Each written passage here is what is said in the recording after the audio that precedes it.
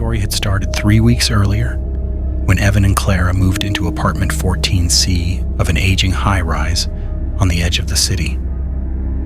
The building was cheap, quiet, and half empty, perfect for two young people trying to save money. The realtor had been eager to rent it, almost too eager, but neither of them cared. The place was clean, the view was decent, and the neighbors barely existed. For the first few days, nothing felt wrong. Until the noises began. It started with faint tapping in the walls at night, random, irregular, like someone knocking gently from inside the concrete. Clara joked that it was old pipes. Evan believed her. Old buildings made noise. But then came the footsteps. Slow pacing above their ceiling. Except their apartment was on the top floor. Clara became the first to truly notice. She was the lighter sleeper. She'd wake up staring at the ceiling, listening. Evan would find her in the morning sitting on the couch, tired, hugging a blanket around herself. She always said it was nothing. Then one night, the bathroom mirror fogged over by itself. Clara had gone in to wash her face before bed. Evan heard her inhale sharply. When he entered the bathroom, the mirror was covered in condensation, even though the water hadn't been running long enough to cause steam. Clara wiped it with her palm. A message had been written in the fog, a single sentence, smudged and uneven. "Let me in." Evan laughed it off. He said maybe one of them had written it by accident earlier. Clara didn't laugh. She wiped the mirror clean again and didn't speak about it for the rest of the night. From that point on, the atmosphere in the apartment shifted. The air felt heavy. Corners of rooms seemed darker than they should be. Clara started locking every door inside the apartment before sleeping. Bathroom, bedroom, even the closet. Evan teased her gently. She never reacted. Her eyes stayed tired, distant, like she was listening to something he couldn't hear.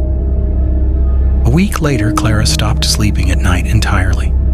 She would sit on the bed, knees pulled close, staring at the bedroom door. When Evan asked what was wrong, she said she kept hearing someone whispering her name from behind the walls.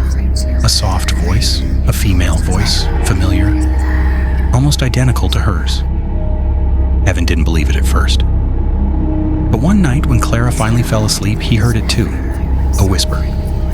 Low, breathless, calling her name. He shot upright in bed. Clara didn't wake. The whisper came again. From the wall near the closet. A faint rhythm of syllables. Wrong. Too close. As if someone was pressing their mouth against the other side of the wall. Evan turned on every light in the apartment that night. He searched the closet, the bathroom, the balcony. Nothing.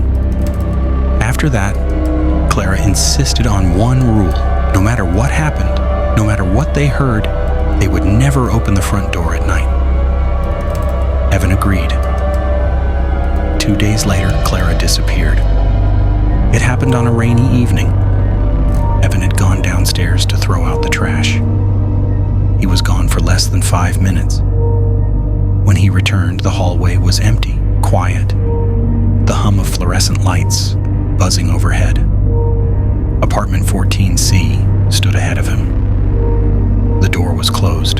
The deadbolt was turned. The chain lock was fastened. He unlocked the door. Inside, the apartment was silent. Clara's shoes were near the entrance. Her phone lay on the couch. Her jacket hung on the chair. The bathroom light was on. But Clara was nowhere. Evan searched every room, every corner, every locked door. No sign of her, no forced entry, no open windows, no hiding place. He called her phone. It rang from the couch. He called the police. They searched the building, the roof, the stairwells. The CCTV footage showed Evan leaving the apartment and returning. It It showed no one entering or exiting 14C in between. Clara had vanished from a locked apartment. Days passed, then a week, then 2. Evan didn't leave the apartment anymore. He barely slept. He replayed everything, the whispers, the mirror, the footsteps. He told the police everything. They found no explanation.